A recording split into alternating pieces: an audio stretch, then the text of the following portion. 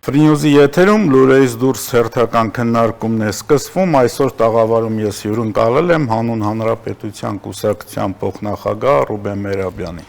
Բարև ձեզ, պարոն Մերաբյան։ Բարև ձեզ, պարոն Մակրտչյան, շնորհակալ եմ հրավերին։ Ես ուզում եի արդեն ասեի նորից անցած տոները շնորհով, հիշեցի, որ չէ, արդեն 13-ն էլ անցել։ Շատ անցել, բայց ամեն դեպքում բարի խոսքը, լավ խոսքը միշտ էլ հաճելի է բոլորին։ Բայց տարին կարելի ասել ինչ որ բարի կամ հետաքրքիր զարգացումներով է աչքի ընկնում։ Համենայն դեպս հագեցած եւ ոչ տոնական հագեցած, հա, այսպես ասեմ, քաղաքական տարբեր իրադարձություններով, սկսած Վենեսուելայից վերջացած մեր օրերով։ Դե Վենեսուելան ընդհանրապես ինձ թվում է շատ շուտով Հոլիվուդը մի ֆիլմ կնկարի, որտեղ եւ ոչ մի հատ։ Այդպես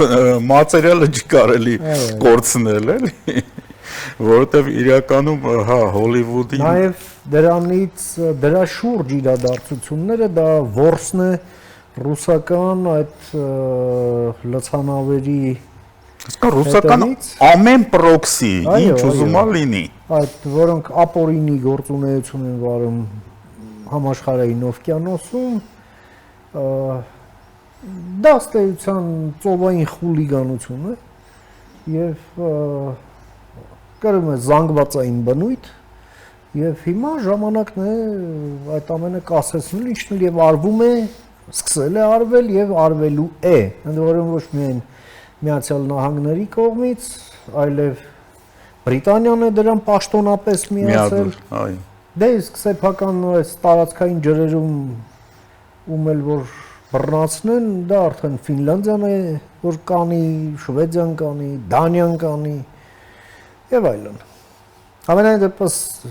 գործունեության այս ձևը, հա, այդ մաքսանենգ ձևով շրջանցելով միջազգային պատժամիջոցների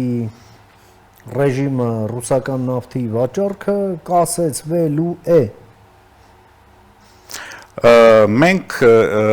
ինչ որ մարտահրավերի առաջ կարող է կանգնենք այն Թրամփի հայտարարությունից հետո, որ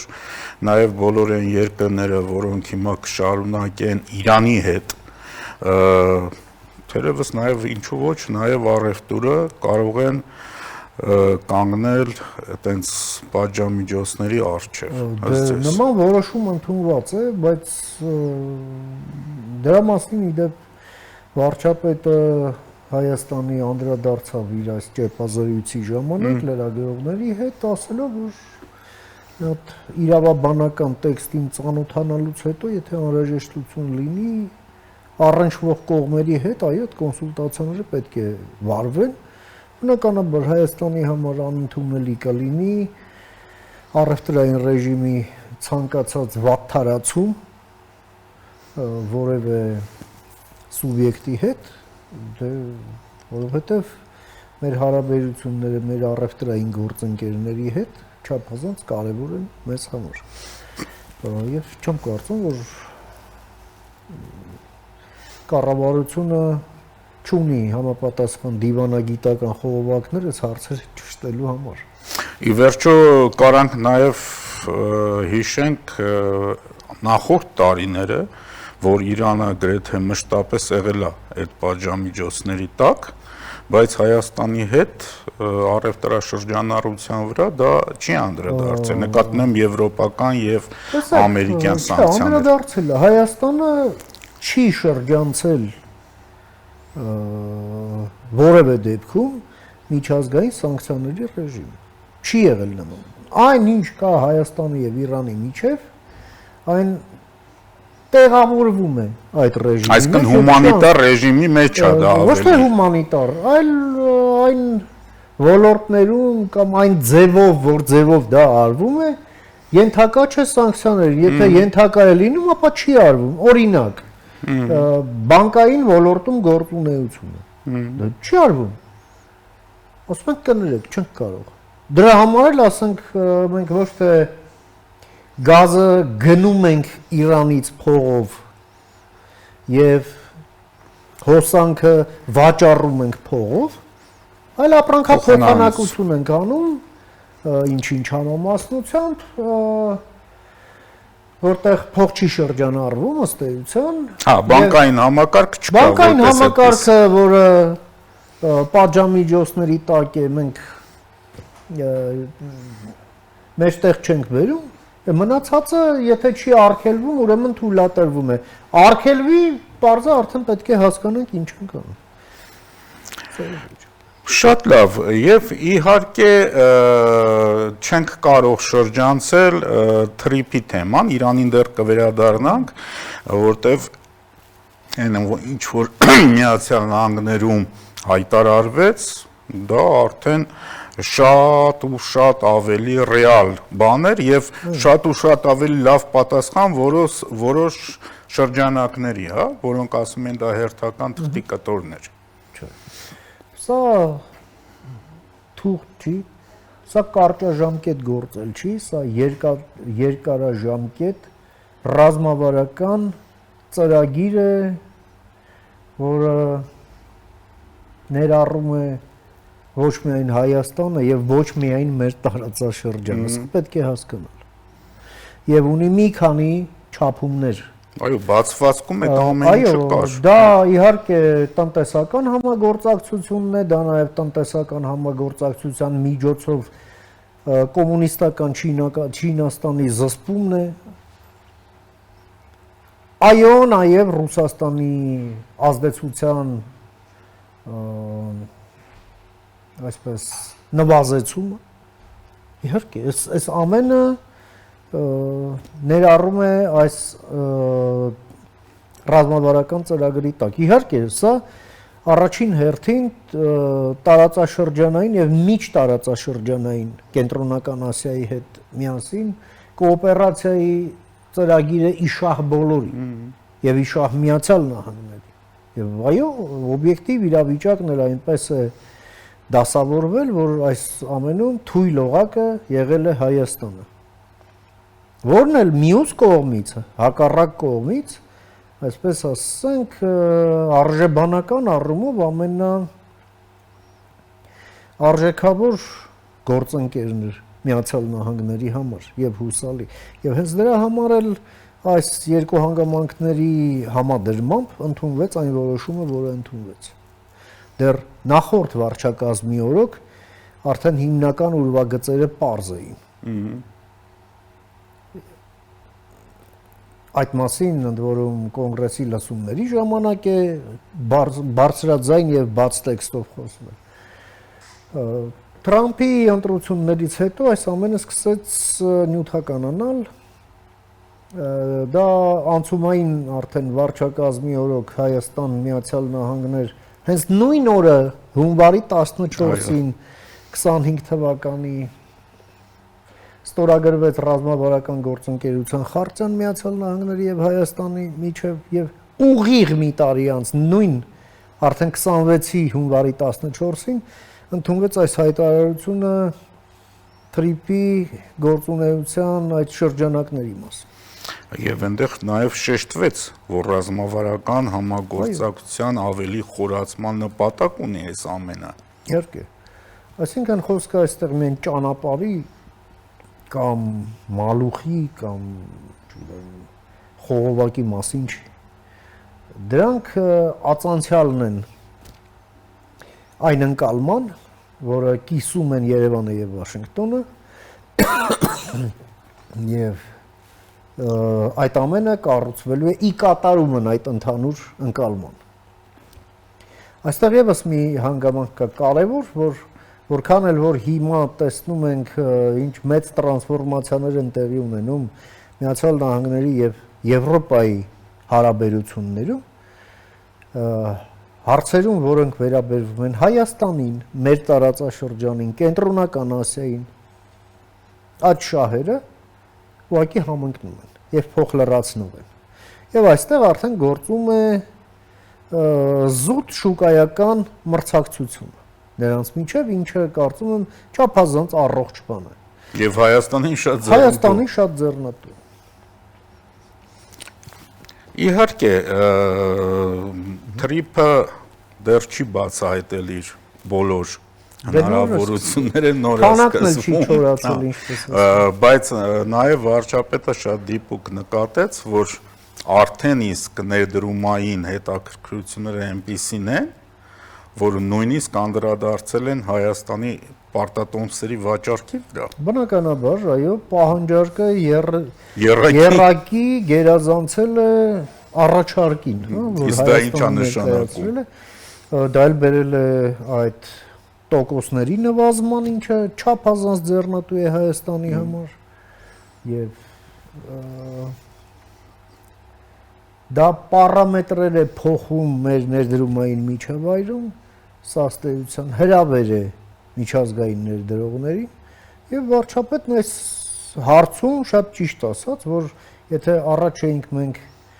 փող փնտրում, հիմա փողը փնտրում է Հայաստանին։ Հա։ Եվ դա ճշմարտություն է։ Իհարկե, սա դեռ միայն սկիզբն է։ Հայաստանին հիմա պետք է կայունություն, Հայաստանին պետք է ներքին անվտանգություն, Հայաստանին պետք է հասարակական կոնսենսուս, եւ Հայաստանին պետք է կարողություն բոլոր այն տարրերին, ովքեր այդ ամենին դեմ են կամ այդ ամենի դեմ գործունեություն են տանում, ուղղակի գլխին տալով ճնշելու համար։ Սա ուղղակի պետության պարտականությունն է, որը պետությունը պետք է կատարի։ Դե մնացածն էլ արդեն աշխատանքային հարցեր են։ Բնականաբար չէր ուշանալու ռուսական կողմի հիբրիդային վայրահաչոցը, այսպես կարելի ասել, անձինս այդ Սալովյով կոչեցյալի, ամեն դեպքում հա ինքը շատ հաճախ է վայրահաչում, բայց ասենք այս պարագայում, երբ որ ինքը առաջարկում է հատուկ ռազմական գործողություն, ինքը չի առաջարկում։ Դե բարձ է, հա, իր շուրթերով առաջարկում է այո։ Մի հոգի։ Եկեք ֆիքսենք։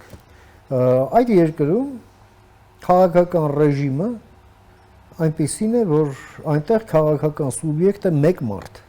մնացածն իր ճորտերն են, սկսած հեռուստատեսությամբ ձեր ասած վայրահաչողներից, վերջացած նրանցից, ովքեր օրական 1000 հոգի մնում են ուկրաինական սևահողում։ Բոլորը հավասարաչափ նրա ճորտերն են, այդ թվում նաև օլիգարխները անկախ նրանց ազգային պատկանելությունից չշրջանցելով նույնիսկ յան ազգանուն կրողներին, բոլորը նրա ճորտերն են։ Ինչ վերաբերվում է այդ անձին, այդ անձը ընդհանրապես մի դինամիկ է,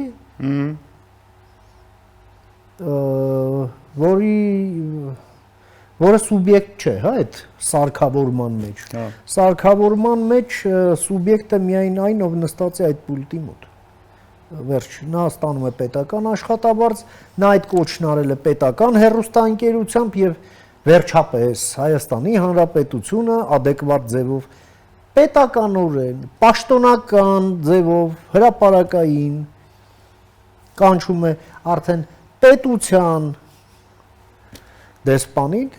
փոխանցելով նրան բողոքի նոտան, որովհետև չի կարող պետության արձագանքի չառաջացնել, չարժանանալ այլ պետության պետական հեռուստատեսությամբ կոչ, ըստ որի նրանք պետք է գան մեզ սպանեն, գան ավիրեն մեր երկիրը։ Չի լինելու։ Եվ այս ամենը ուղղակի նաև իր անդրադարձը գտավ այդ տեքստում, հա, որը մենք մամուլում տեսանք, որ սա թշնամական գործունեություն է։ Իհարկե։ Չի կարող արդյոք դա նաև ինչ-որ առումով առիթ դառնալ Հայաստանի ավելի կտրուկ որոշումների, ասենք Գյումրու ռազմաբազա, Էրեբունու բազա, որտեղ գործ ունենք մի պետության հետ, որը գլխավոր լրատվամիջոցը բացահայտ հայտարարում է, որ պետք է այս երկրի վրա հարձակվել։ Դա նշանակում է, որ այդ երկրի ուժային ներկայությունը մեր երկրում ոչ միայն տեղին չէ, այլև ամենօրյա վտանգ է, ռումբ, որի վրա մենք նստած ենք։ Եվ այո, նաև այս տրիփի շուրջ պայմանավորվածությունը, իսկ սա դարի պայմանավորվածություն։ Պայմանավորվածություն այն մասին, թե ինչպես ենք մենք մեկ դար գալիք, դար աշխատելու։ Այո։ Դա էլ իր հերթին նշանակում է, որ այո, կտրուկ որոշումների ժամանակ է։ Կտրուկ որոշումներ այն մասին, որ այդ մագիստրալը, որը բացվել է մեր առաջ, այդ մագիստրալի վրա գտնվող ողջ աղբը, այո, պետք է մաքրվի։ Հենց իր այդ ճեպազրույցի ժամանակ էլ վարչապետն ուղղակի ուղիղ տեքստով ռուսական կողմից պահանջեց օր առաջ պատասխան ինչ եք անելու երկաթուղին վերականգնելու հետ մեզ պետքա պատասխանը հիմա, որ մենք ըստ այդմ էլ շարժվենք առաջ, իմանանք ձեր հետ ենք աշխատում, թե ձեր հետ չենք աշխատում։ Վստահաբար կարելի ասել, որ Ռուսաստանը չունի ավելորդ փող, իսկ այդ հանձնարարականը, հա, կարելի ասել, որ այդ RŽԴ-ին իջեցնում է Հայաստանի վարչապետը, այսպես աչքաչափով մոտ $1 միլիարդ ծախս է, որ հենց հիմա պետք է դնել սեղանին։ Ծիծաղելի է, չէ՞, որ RЖԴ-ն կարող է ինչ-որ մի երկրում $100 միլիարդ ծախսի։ Չէ։ Թալանել կարող է, բայց ծախսել չէ։ Տեսականորեն կարող է։ Բայց հաշվի առնելով, թե ինչ վիճակում է ինքը RЖԴ-ն, իսկ RЖԴ-ն ինքը մի քանի միլիարդի ինքնաթալանված ընկերություն է, որը հիմա այդ անցքերը փակելու համար փող է ուզում ռուսական պետությունից, ռուսական պետությունն էլ ասում է փող չկա։ Ու հարցին թե բա ինչ անենք, ասում են ինչ ուզում եք արեք, փող չկա եւ չի լինելու։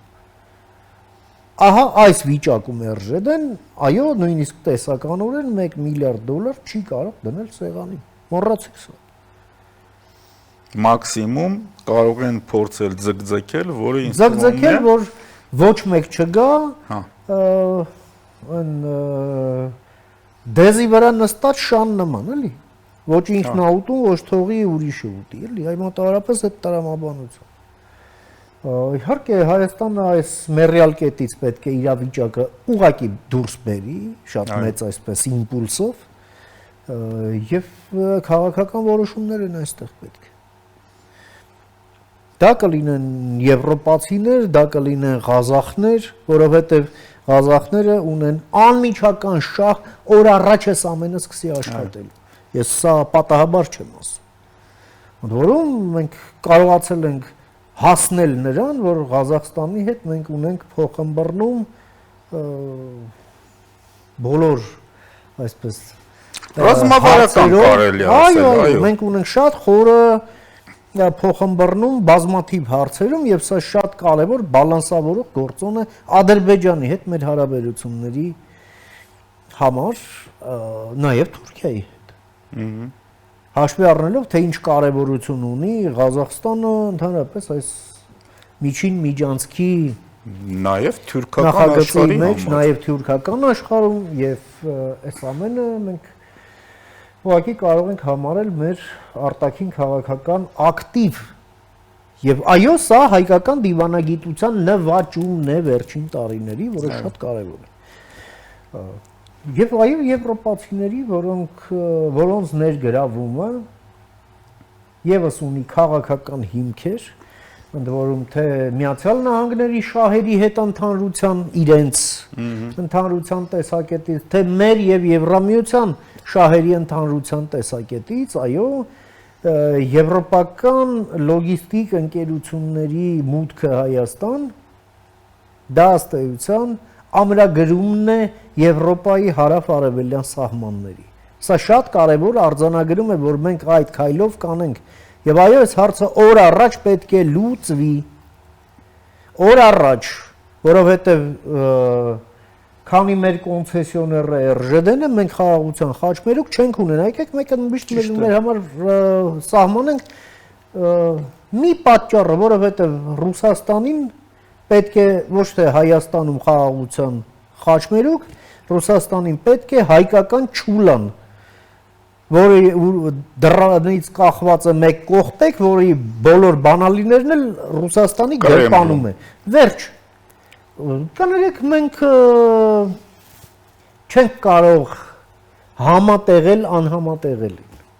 Ոչ թե մեկը լավն է, մյուսը վատը։ Քաղաքականությունը ֆունկցիա է շահերից։ Այո։ Ահա այսպես են դասավորվել շահերը, հետևաբար այդ դասավորությունից պետք է բխեն համարժեք քաղաքական որոշումներ։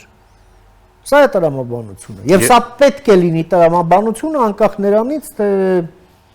այսպես ասենք են ֆուտբոլային երկրպագուի կոմպլեքսով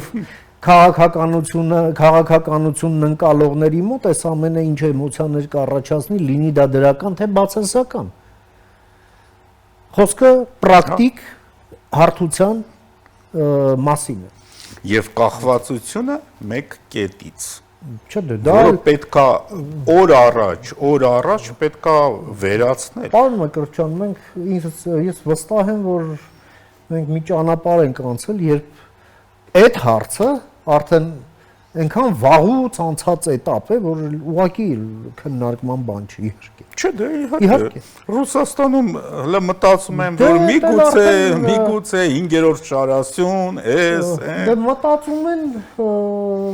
պետք է չմտածեն, որովհետև ինչպես տեսնում ենք, մտածելն իրենց մոտ լավ չի ստացվում, էլի։ Եվ այս պարագայում շատ արդարացում է նաև Ադրբեջանի տարածքով ներկրումները Հայաստան։ Միանշանակ։ Թողնենք մի կողմում ումից եւ ինչ, Հայաստանը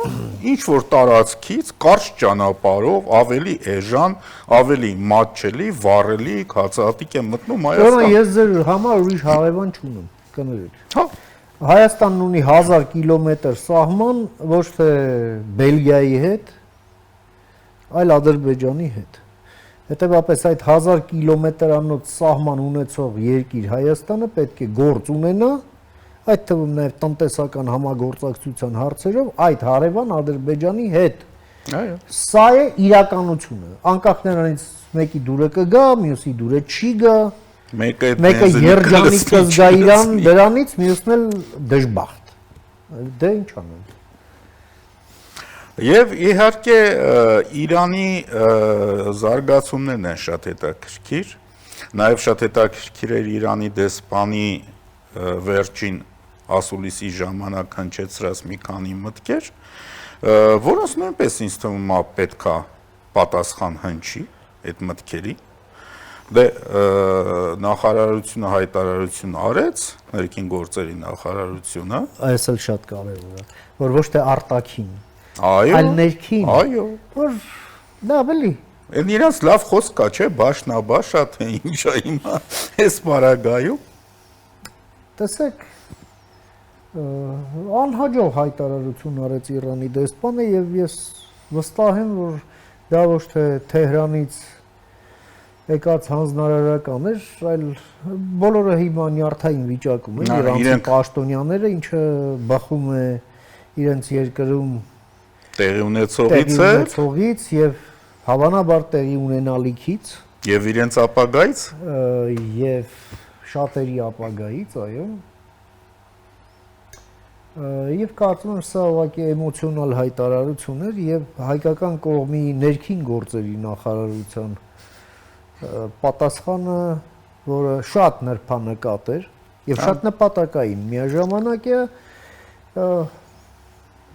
այսպես ասենք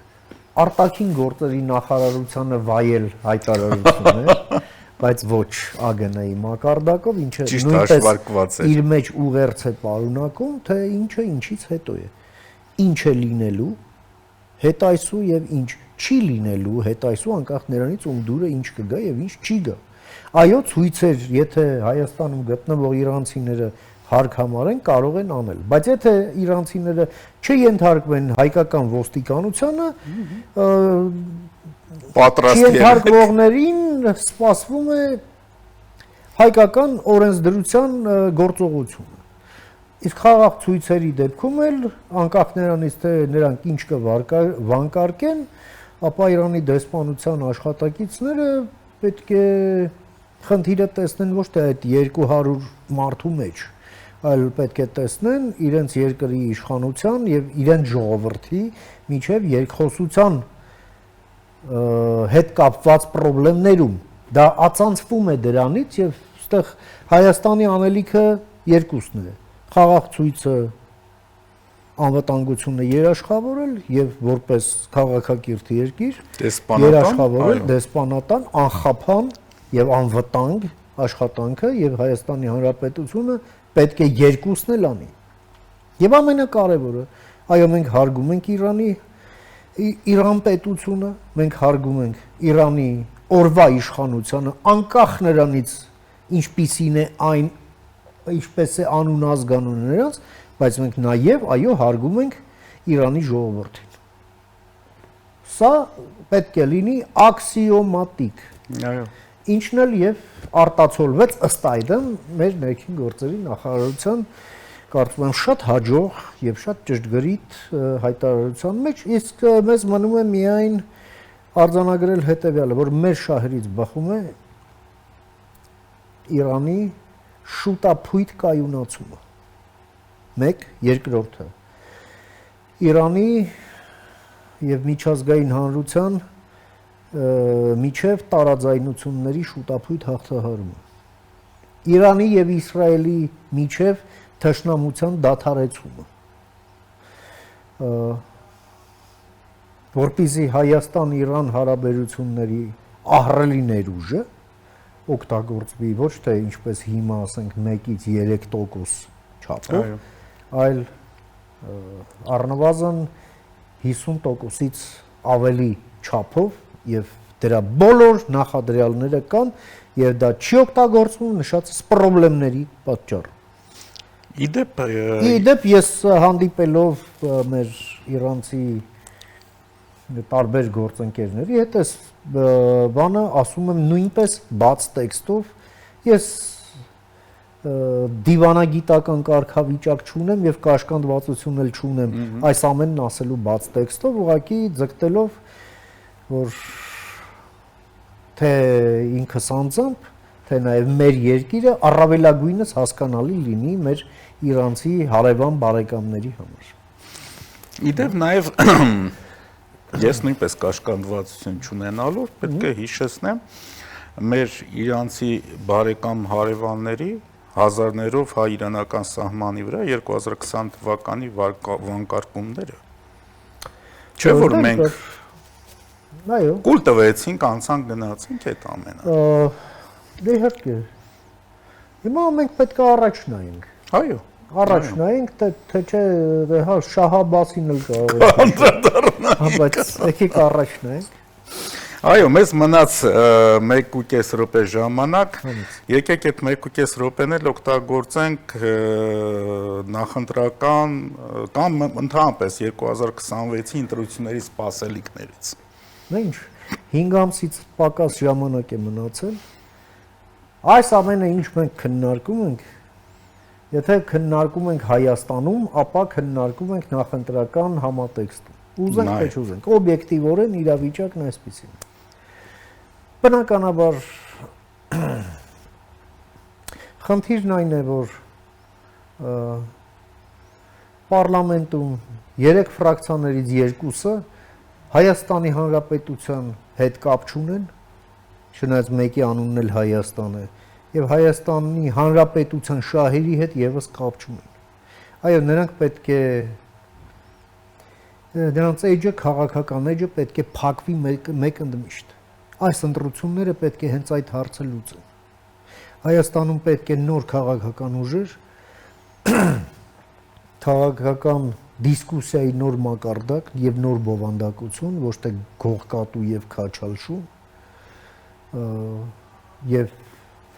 այդ քաղաքական դիսկուսիան պետք է լինի Հայաստանի այն պերմանենտ քաղաքական process-ի կարևորագույն բաղկացուցիչը եւ դա պետք է բերի